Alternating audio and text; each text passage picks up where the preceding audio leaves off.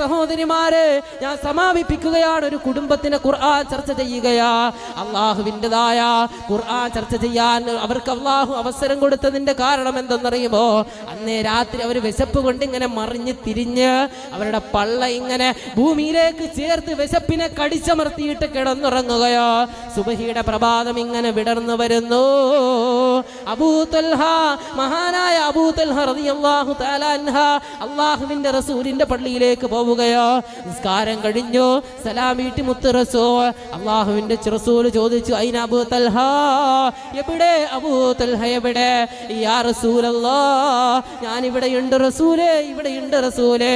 അബൂ തൽഹ, നിന്റെ വിഷയത്തിൽ ഖുർആനിന്റെ ആയത്തിറങ്ങി. അബൂ തൽഹ കരഞ്ഞു പോയി. സഹോദരങ്ങളെ, ലോകത്ത് ഇവർക്ക് 3 പേർക്കുമല്ലാതെ 4ാമത് ഒരാൾക്കറിയാത്ത രഹസ്യം എങ്ങനെ റസൂലേ അങ്ങറിഞ്ഞു? യാ റസൂലല്ലാഹ്.